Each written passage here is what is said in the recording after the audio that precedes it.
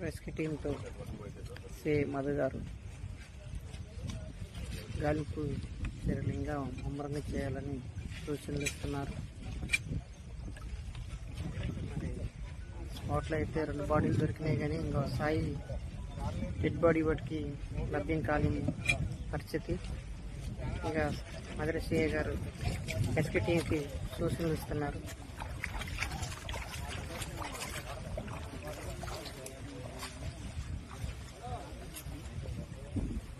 వేరే చోటకి మొత్తం గాలింపుని ముమ్మరం చేయాలని పలు సూచనలు సలహాలు ఇస్తున్నారు.